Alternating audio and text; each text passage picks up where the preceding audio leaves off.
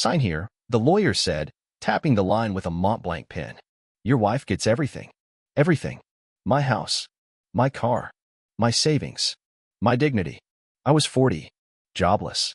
Homeless. Sitting in a suit 2 sizes too big, one that still smelled like the cologne I used to wear when I had hope. And across from me, Taylor, my perfect, angelic wife, wore black like she was at my funeral. Her lips curled into a smirk as she leaned in just enough to whisper, "This is what happens when you marry up, darling." She didn't even blink. I signed it. 15 years later, that same woman, now dolled up in designer desperation, stormed into my boardroom like she owned the oxygen in it. She didn't knock. No one did anymore. Not since I became CEO of Griffin Meyer Holdings. Not since I turned my pain into profit. Not since I built an empire from that very moment in that lawyer's office when I realized I had nothing left to lose. Taylor burst in with 2 other people trailing her, her brother Brian and their family's lawyer, Davis. I remember Davis. He used to pat me on the back like I was a lost puppy. I remember Brian too. He once laughed when Taylor made me sleep in the guest house for forgetting her brunch reservation. They weren't laughing now. Only you can stop the bankruptcy, Taylor hissed. Her eyes were wide with panic. Her voice cracked with a tone I hadn't heard in over a decade. Need. I leaned back in my leather chair, the skyline of Manhattan glowing behind me, and said, calm as a monk in a war zone, "Let me tell you a story." Brian opened his mouth. I held up a hand. "You want a signature? You'll get it. But first, you're going to sit your spoiled little asses down and hear how this all started. Because the first time you asked for my signature, it was the day your sister cheated on me." Davis frowned. Taylor went pale. "And trust me," I said, locking eyes with her, "I remember everything. It started 15 years ago, 2 weeks before the divorce papers. I had just left my marketing job to start a consultancy, my dream." Taylor smiled, said she believed in me, told her friends I was a visionary. But at night, she'd come home late. Her hair perfectly tousled, lips slightly smudged. She always had some story, a networking event, a girls' dinner, her Pilates class running late. The first crack? Her phone. She used to leave it everywhere: kitchen counter, bathroom sink. Suddenly it was glued to her hand. Even in bed. One night, she went to shower. I don't know what came over me. Maybe instinct. Maybe stupidity. But I took her phone. Face ID didn't work. Password was changed. So I used our dog's name. Then her sister's birthday. Then mine. Nope.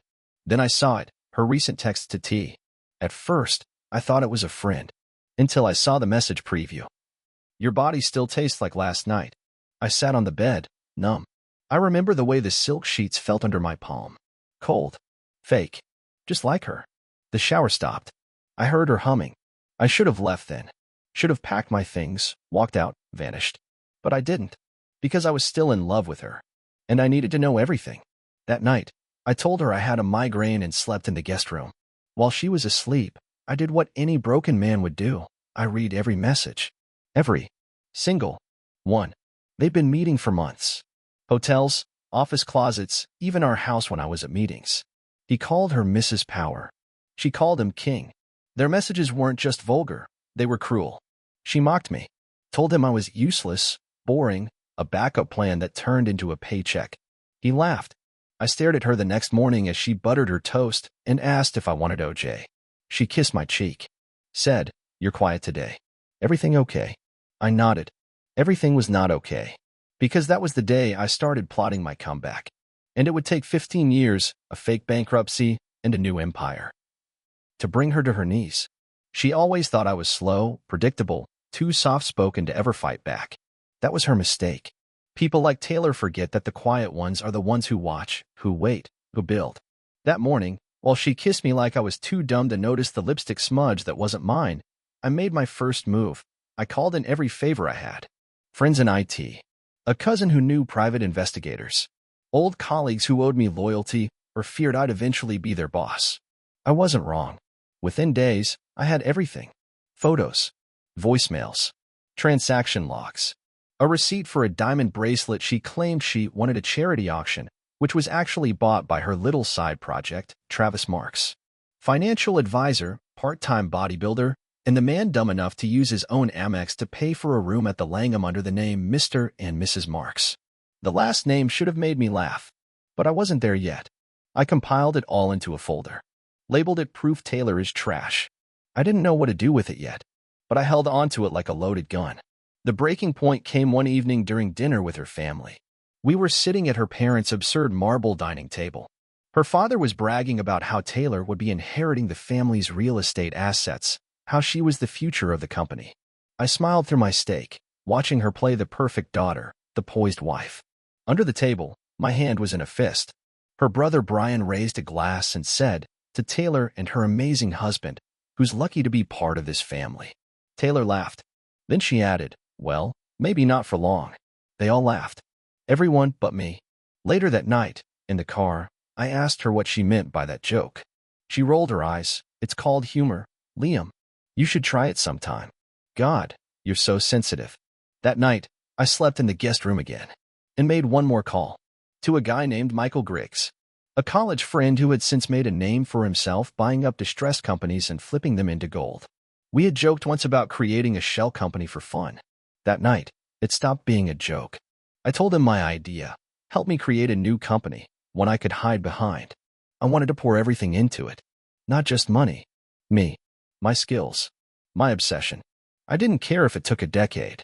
I just needed one shot to build something bigger than anything Taylor's family ever touched. Michael laughed. "Man, you sound like you just got betrayed by the Roman Empire." I said, "Close. Try Taylor Jennings." He said he was in. For the next year, I pretended to fall apart. I let Taylor see me broken, drinking, making bad investments. I even faked a panic attack in front of her just to make sure she believed I was slipping. She bought it.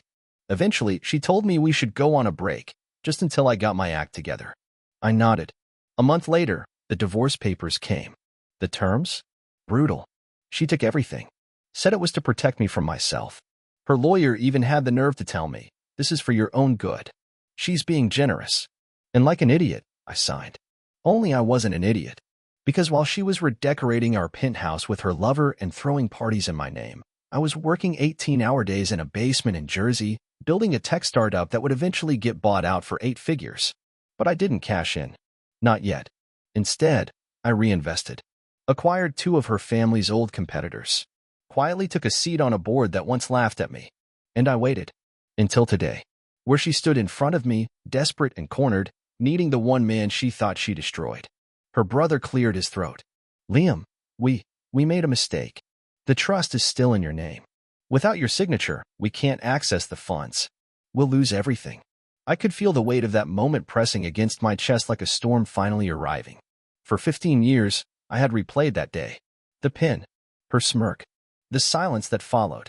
Now, they were the ones silent. And I wasn't going to let them off easy. So I said, "You want my signature? Fine. But you'll sit down. All of you. You're going to hear everything first. How it started. How I watched your golden girl turn into something foul. How I built an empire just to see this moment." Taylor scoffed. "You're so dramatic. Just sign the damn paper." I stood up slowly, walked around the table, and whispered in her ear, "You remember what your little boyfriend used to call you? Mrs. Power." Her breath caught. "Funny thing," I said. "He applied for a job at my company last week. I had security walk him out." Her face fell. And now it was just beginning. Taylor froze. Her pupils tightened like pinholes, mouth twitching as she tried to hide the panic crawling up her neck. I could smell the tension on her skin. Expensive perfume can't mask fear. Brian leaned forward, clueless. "What the hell are you talking about?" I didn't look at him. My eyes were locked on hers. "Travis Marks," I said slowly. "Went by T in her phone. Drove a black Tesla. License plate had her birthday on it. Real romantic. You know what else is romantic? Watching a man's face collapse when he finds out the woman he sold his soul for was just passing time." "Liam," she hissed. "This isn't the time." I laughed. Not a chuckle. A real laugh, raw, unfiltered, almost joyful. "Taylor, this is exactly the time. You think this is a boardroom negotiation? No. This is confession." I turned to Brian. "She told me you were a screw-up. That your father only kept you around because you had his last name. She used to tell Travis that your ideas were brain fog with a tie." Her words, not mine. Brian's face turned purple. Taylor spun toward him. "Don't listen to this psycho. He's just bitter. You know how long he's waited for this." 15 years, I said. 15 long, deliberate, beautiful years. Brian stood up. "Is this true?" Taylor didn't answer. That silence was the loudest scream in the room. I sat back down. Now, about the signature. Davis adjusted his tie. Liam, please. The company's drowning. Hundreds of employees, investors. This is bigger than a personal issue. If you just don't, I snapped. Don't you dare appeal to my sense of decency. None of you gave a damn when you handed me those divorce papers and told me she was doing me a favor. Taylor crossed her arms, trying to look composed. You're pathetic. You're still holding on to ancient history like it means something. I stared at her. You're right. It does mean something. It means I remember exactly who you were when the lights are off and the mask slips. She narrowed her eyes. What do you want? You want me to grovel? Apologize? Say I regret it? I leaned in. No. I want you to admit it wasn't worth it. That caught her off guard. What? You heard me. Admit it. Look me in the eye and say giving me up for a muscular moron and some extra validation was worth 15 years of building a fake empire. Her lips parted, then closed, then opened again, but no sound came. I stood and turned to the window, the city blinking beneath us. I used to think love was sacrifice. That if I just gave enough, worked hard enough, stayed patient, it would all be okay. But what I learned is this. Some people don't want love. They want leverage.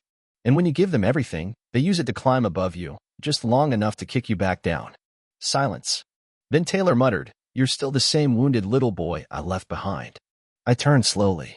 No. That man died the night I found your texts. The man standing here now built something you never will. Loyalty. Power.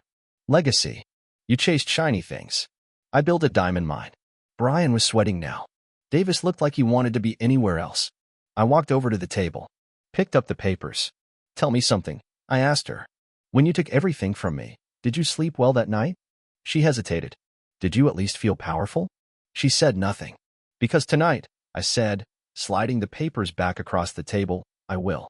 They stared at the unsigned pages like they were poison. Taylor reached for them, her hand trembling. So you're not going to help? I smiled. Oh, I am going to help. But not until you hear everything. Every lie. Every betrayal.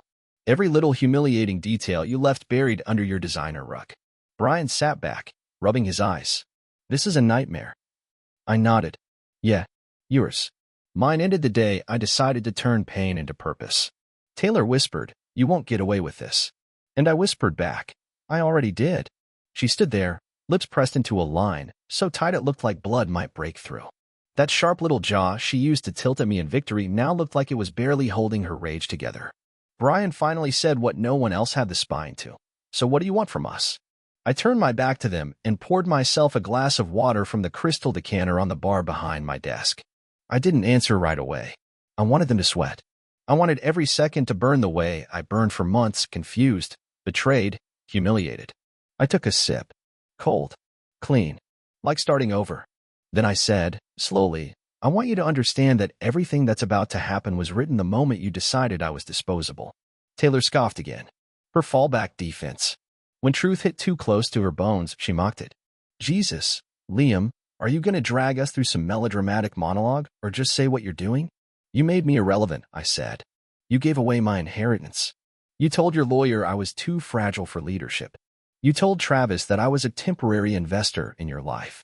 Well, guess what? Your temporary investor just bought the land under your whole ing house. Her eyes flared. What does that mean? I turned to Brian. It means your company? Jennings Estate Group? I've been buying your debt for 6 months. Through shelf firms. Through proxies. You're leveraged to your eyebrows, and you didn't even see me standing behind the curtain. Brian's mouth opened. Closed. Then again. Like a fish out of water trying to find air. Taylor didn't get it yet. She was still locked in ego mode. You're bluffing. I walked over to the drawer, pulled out a thick folder, and tossed it on the table. Brian lunged for it. Davis reached over and started flipping pages. With every turn, Brian's hand shook more. Davis muttered, Oh God. Taylor stepped forward. What? What's in there? The mortgages, I said. The refinanced buildings. The commercial leases. The unpaid taxes. All of it. Owned by Griffin Meyer Holdings. Owned by me. Taylor stared at the folder like it might bite her. I smiled. So when I say I already did get away with it, I mean I now own every key to every door you ever slammed in my face. Silence.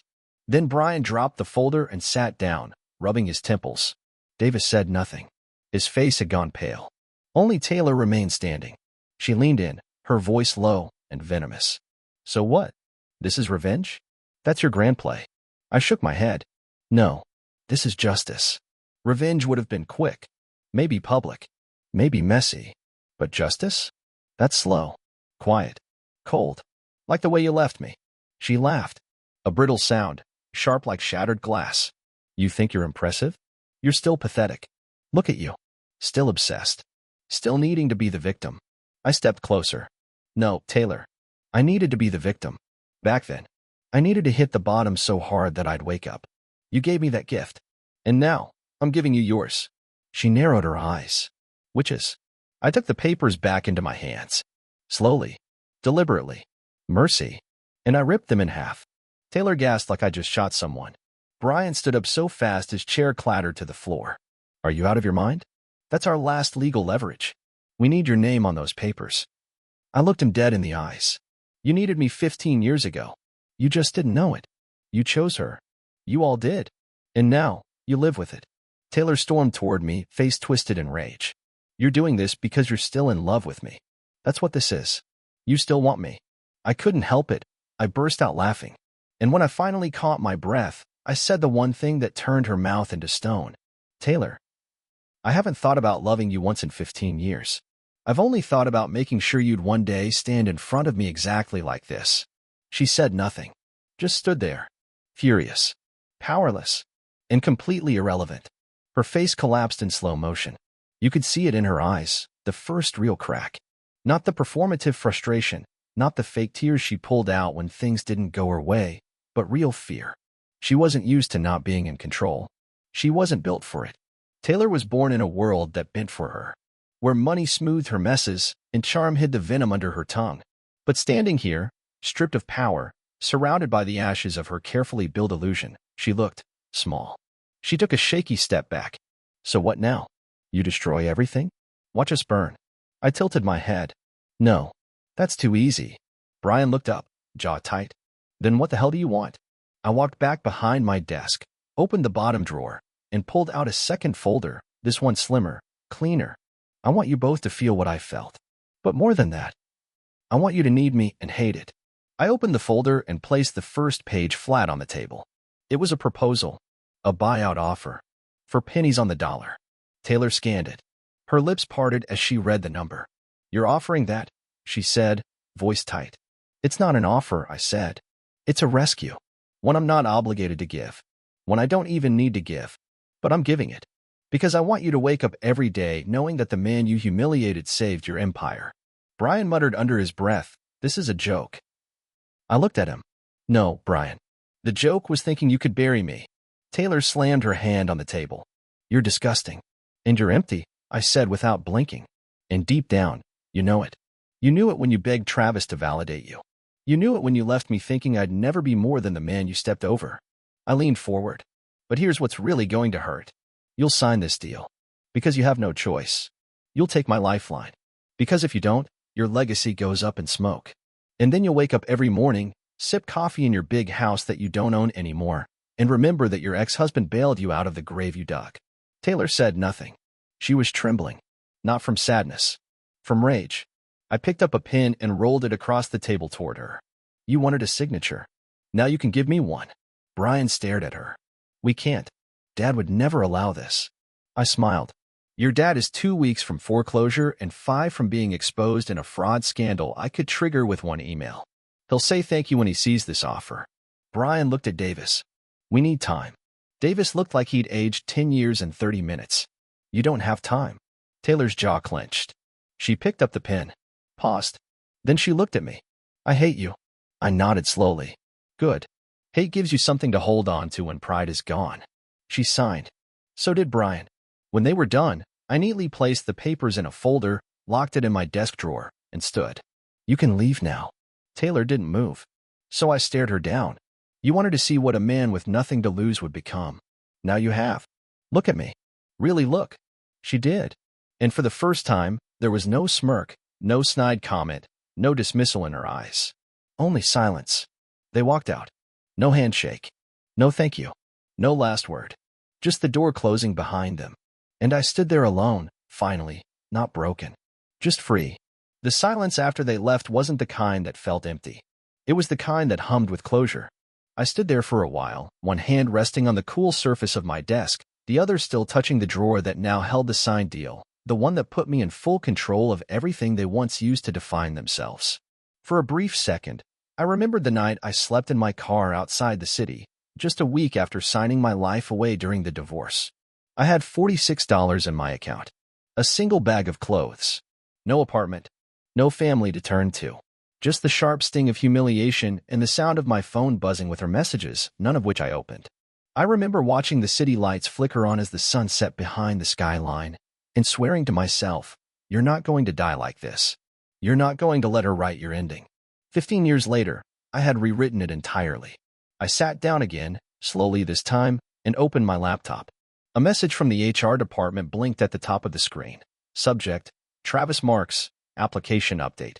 I opened it, rereading the polite rejection letter they'd sent him on my behalf. After thorough consideration, we've decided to pursue other candidates. Thank you for your interest in Griffin Meyer Holdings. Simple. Cold. Perfect. I added a single postscript below it. P.S. She called you king. You acted like a pawn. I hit send. Then, for the first time in years, I took a breath I didn't realize I'd been holding.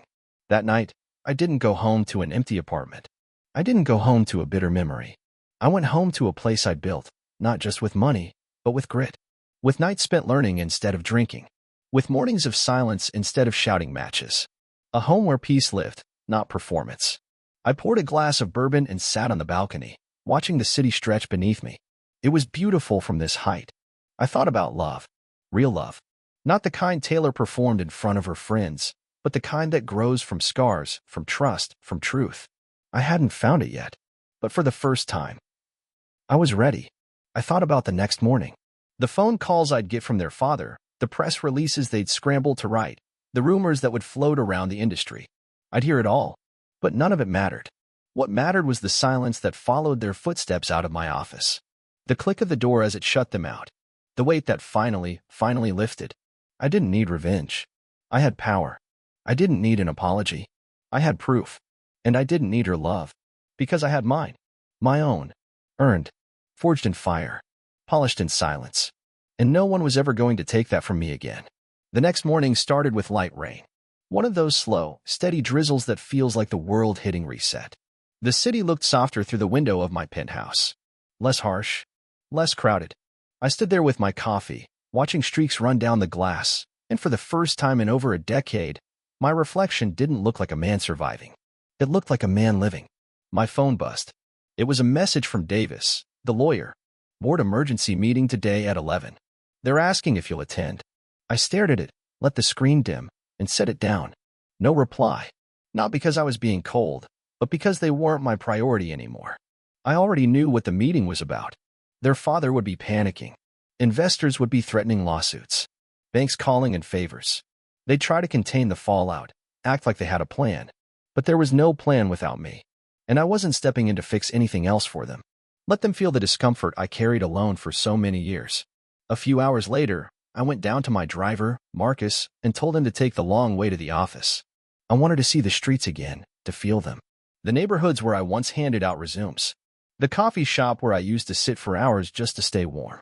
The park bench I'd slept on for a week, wrapped in a worn hoodie with my name embroidered on it, one of the last things I owned. When I arrived at the building, people stood straighter. They always did now. I walked through the lobby, nodded to security, stepped into the elevator alone. On the 42nd floor, my assistant Jordan met me at the door. You've had 7 calls from Jennings Estate. 2 from Davis. 1 from Taylor. Voicemails. I asked. He nodded.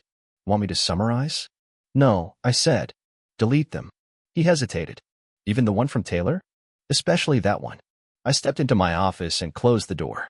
The quiet hit different now, not like loneliness, but like command. I sat, opened my laptop, and reviewed the buyout contracts again. Clean.